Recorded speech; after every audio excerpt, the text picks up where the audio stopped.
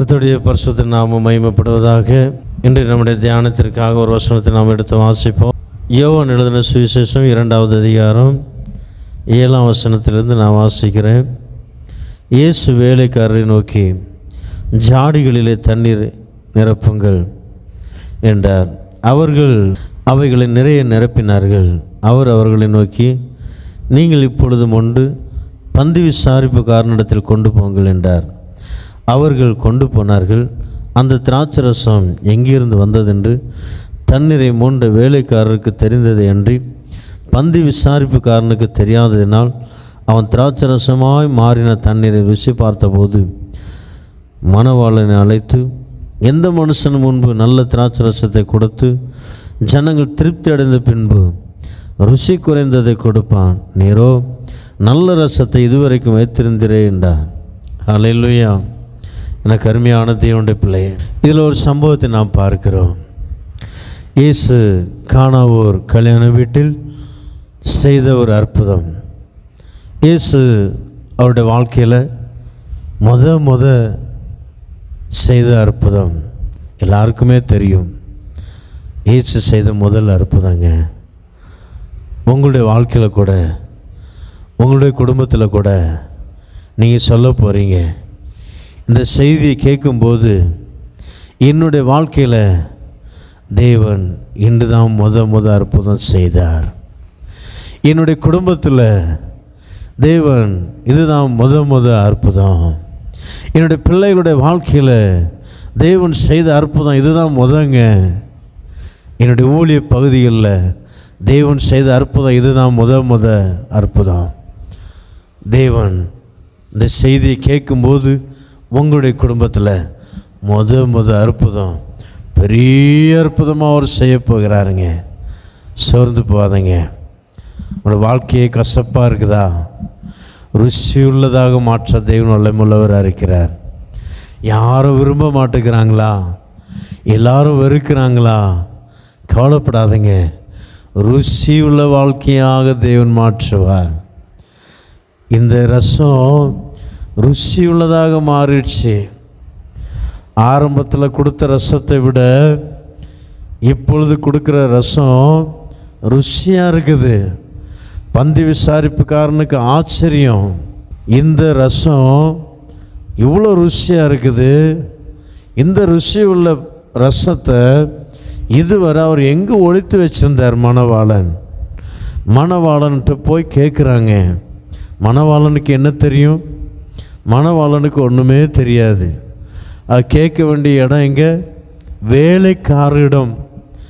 முண்டு கொண்டு வந்த அந்த வேலைக்காரிடம் அவர்கள் கேட்டிருப்பாரானால் சரியான பதில் கிடைச்சிருக்கும். எனக்கு அருமையான தேவனுடைய பிள்ளையே, இயேசு அங்கு அற்புதம் செய்ததை அவர் பிரசித்தமாக்க விரும்பலை. அந்த கல்யாண வீடு ஆளுடைய செய்தியை கேட்டிருக்கோம். அந்த பந்தி விசாரிப்புக்காரர் அந்த வேலைக்காரரிடம் மாத்திரம் ஒரு வார்த்தை கேட்டிருப்பார். ஆனால் பெரிய ஒரு கன்வென்ஷனை அங்கே நடத்தியிருப்பார். எனக்கு அருமையான தேவனுடைய பிள்ளையே, அப்போது எதை யார்கிட்ட கேட்கணுமோ அவங்ககிட்ட தான் கேட்கணும். அவங்ககிட்ட கேட்டால் தான் நமக்கு சரியான பதில் வரும். இல்லைன்னா சரியான பதில் வராதுங்க. எனக்கு அருமையான தேவனுடைய பிள்ளையே, ஒரு முறை ஒரு அம்மா யாத்திரை பண்ணுறாங்க. இப்போ இல்லை, பல வருஷங்களுக்கு முன்னாடி நடந்த சம்பவம் கேரளாவில். எனக்கு அருமையான தேவனுடைய பிள்ளையே, அந்த அம்மா பக்கத்தில் இருக்கிற ஒரு பையனிடம் கேட்டாங்க, இந்த ஸ்டேஷன் வர்றதுக்கு எவ்வளோ நேரம் ஆகும்? இல்லைங்க, அடுத்த ஸ்டேஷன் உங்கள் ஸ்டாப்பு தான், கவனமாக இறங்கிருங்க. இந்த ஸ்டேஷன் வந்துடுச்சு, இப்போ அடுத்த ஸ்டேஷன் உங்கள் ஸ்டேஷன் தான் வரும். இந்த பயணி சொன்னது கரெக்டு தான், அடுத்த ஸ்டாப் எப்போ நின்னாலும் சரி நீ இறங்கிருங்க அப்படின்னு. அப்போது அந்த அம்மா உடனே எல்லாம் பேக் எல்லாம் ரெடியாக எடுத்து பக்கத்தில் வச்சுருக்கிறாங்க, இந்த படி பக்கத்தில், வாசல் பக்கத்தில். அப்போது வண்டி நின்றுச்சு. உடனே அவங்க இறங்குறாங்க. இறங்குனா டொம்முன்னு கீழே விழுந்துட்டாங்க.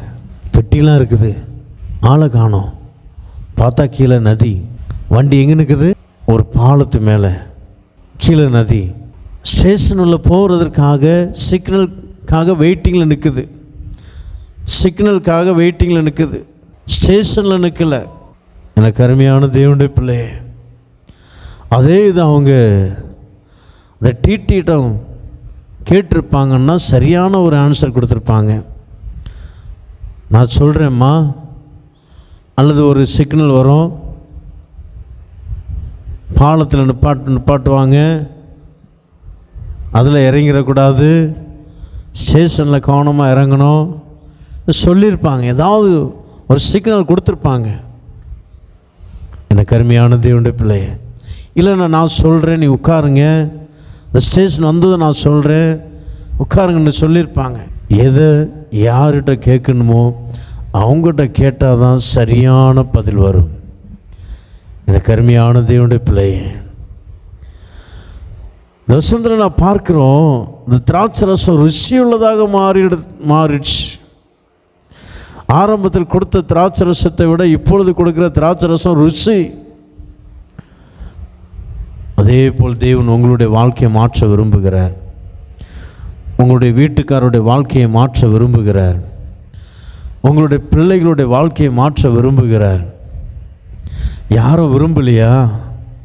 உங்களுடைய பிள்ளைகளை யாரும் விரும்பலையா? உங்களுடைய கணவனாரை யாரும் விரும்பலையா? எனக்கு அருமையான தேவனுடைய பிள்ளை, வேலை செய்கிற இடங்களில் யாருமே விரும்புறதில்லை. என் கணவனாருக்கு விரோதமாகவே கிரியை செய்கிறாங்க. என் பிள்ளை வேலை செய்கிற இடத்துல யாரும் சப்போர்ட்டாக இல்லை, ஆதரவாக இல்லை, எல்லாருமே விரோதமாக இருக்கிறாங்க, ஒரு அன்பு இல்லை. எனக்கு அருமையான தேவனுடைய பிள்ளை, ஒருவேளை உங்களுடைய பிள்ளை, உங்களுடைய வீட்டுக்காரர் பலவிதமான பாவத்துக்கு அடிமையாகி எல்லாராலும் கசப்பான ஒரு வாழ்க்கை, எல்லாருக்கும் ஒரு கசப்பாக இருக்கிறானா? உங்கள் வீட்டுக்காரங்க கசப்பாக இருக்கிறாங்களா? பயப்படாதீங்க, ருசி உள்ளவர்களாக மாற்ற அவரால் முடியும். இந்த வாரத்தில் கர்த்தர் கொடுக்குற செய்தி உங்களுக்காகவே, ஒரு ருசியுள்ள ஒரு வாழ்க்கையை, ஒரு ருசியுள்ள ஒரு மகனாக, ஒரு ருசியுள்ள ஒரு வீட்டுக்காரராக, ருசியுள்ள உங்கள் அன்பான மனைவியாக, ருசியுள்ள உங்களுடைய அன்பான பிள்ளைகளாக கர்த்தர் மாற்றப் போகிறாருங்க. ஆச்சரியப்படுவீங்க. இந்த ருசி எப்படி வந்தது? எப்படி மாறுனா? என் பிள்ளை எப்படி மாறுச்சு? ஓ, எவ்வளோ அழகாக ஜெபிக்கிறாங்க. இப்போ முன்னால் ஜெபனால் பிடிக்காது, இப்போ இவ்வளோ அழகாக ஜெபம், வேத வாசிப்பு. என் பிள்ளை ருசியுள்ள வாழ்க்கையாய் மாறுகிறாள். என் மகன் ருசியுள்ள வாழ்க்கையாய் மாறுகிறான். என் வீட்டுக்கார் ருசியுள்ளவர்களாக மாறுகிறார். கொஞ்சம் கொஞ்சமாக மாறிட்டாங்க என்று நீங்கள் சாட்டி சொல்லும் வண்ணமாக கர்த்தர் பெரிய காரியத்தை செய்யப்போகிறார். இந்த வாரத்தில் கர்த்தர் உங்களுடைய வாழ்க்கையில் ஒரு ருசி உள்ள ரசத்தை, ஒரு ருசி உள்ள வாழ்க்கையை தேவன் தர விரும்புகிறார். உங்கள் மகனுடைய வாழ்க்கையிலோ பிள்ளைகளுடைய வாழ்க்கையிலோ ஒரு ருசியை தேவன் ஊற்றப்போகிறார். எல்லாருக்கும் ஒரு முள்ளாக இருக்கலாம், எல்லாருக்கும் கசப்பாக இருக்கலாம். பயப்படாதீங்க, நான் எல்லாருக்கும் கசப்பாக இருக்கிறேனே, எல்லாருக்கும் ஒரு முள்ளாக இருக்கிறேனே. வேதனைப்படுறீங்களா? கர்த்தர் உங்களை மதுரமாக, ஒரு ருசியுள்ள ஒரு மனுஷராக, அநேகருக்கு பிரயோஜனமுள்ள ஒரு மனுஷராக, அநேகருக்கு ஆசீர்வாதமான ஒரு மனுஷராக, அநேகருக்கு விடுதலை கொடுக்க ஒரு முக்கியமான பாத்திரமாக கர்த்தர் உங்களை எடுத்து பயன்படுத்த போகிறார். கர்த்தர் நம்மை எடுத்து பயன்படுத்த போகிறார். நிச்சயமாகவே காரியம் நடக்கும். விசுவாசிப்போம். கண்களை மூடுவோம். சர்வவல்லமையுள்ள பிதாவே, நன்றியோடு ஸ்தோத்திரிக்கிறோம். இந்த வார்த்தை உண்மை உள்ளதப்பா. தண்ணீரை ருசியுள்ள திராட்சரசமாக மாற்றினீரே, அதே போல் இந்நாட்கள் எத்தனையோ குடும்பங்களில் பிள்ளைகளுடைய வாழ்க்கை, கணவனுடைய வாழ்க்கை, மனைவியுடைய வாழ்க்கை ருசியற்ற கசப்புள்ள ஒரு வாழ்க்கையாக வாழ்ந்து கொண்டு இருக்கிறதை பார்க்கிறோம். வேலை செய்கிற இடங்களில் கசப்பு, குடும்பங்களில் கசப்பு, சொந்தங்கள் பந்தங்கள் மத்தியில் கசப்பு. அப்பா அப்பா, இந்த தண்ணீரை ருசியுள்ள திராட்சரசமாக மாற்றினது போல இன்றும் அவருடைய வாழ்க்கையை ஒரு ருசியுள்ள ஒரு வாழ்க்கையாக மாற்ற போகிறதற்காக உமக்கு நன்றி செலுத்துகிறோம். தண்ணீரையே ருசியுள்ள ஒரு திராட்சரசமாக மாற்றின தேவன் ஒவ்வொரு மனிதர்களையும், ஒவ்வொரு மனுகுலத்துக்காக ஜீவனை கொடுத்த என் இயேசு அவருடைய வாழ்க்கையை மாற்றவுமால் முடியும். அவர்களுடைய வாழ்க்கையை மாற்ற நீர் ஆயத்தமாக இருக்கிறீங்கப்பா. அப்பா, உமக்கு நன்றி செலுத்துகிறோம். உம்முடைய கரத்தில் சமர்ப்பன் ஒப்பு கொடுக்கத்தக்கதாக உடைய பிள்ளைகளுக்கு கிருபை கொடுங்க ஆண்டவரே. ஏசப்பா, எங்களுக்கு உதவி செய்யுங்க என்றப்பா உம்மை நோக்கி கதறும்போது உம்முடைய பிள்ளைகளுடைய வாழ்க்கை ருசியுள்ள வாழ்க்கையாக மாற்றுங்கப்பா. மாற்றுங்க மாற்றுங்க, ஆசீர்வாதமான வாழ்க்கையாக மாற்றுங்க. சமாதான, சந்தோஷம், நிம்மதி நிறைந்த ஒரு வாழ்க்கையாக மாற்றுங்க. உடைய நாமம் மகிமைப்படட்டும். எங்களை தாழ்த்தி ஒப்பு கொடுக்கிறோம். உடைய ஜெபத்தை கேட்டு அநேகருக்கு ஆசீர்வாதத்தை, அநேகருடைய வாழ்க்கையை ருசியுள்ள வாழ்க்கையை மாற்றினதற்காக நன்றி. பெரிய காரியம் செய்யும் இயேசு கிறிஸ்துவின் நாமத்தில் வேண்டிக் கொள்கிறோம் பிதாவே. ஆமென் ஆமென். God bless you.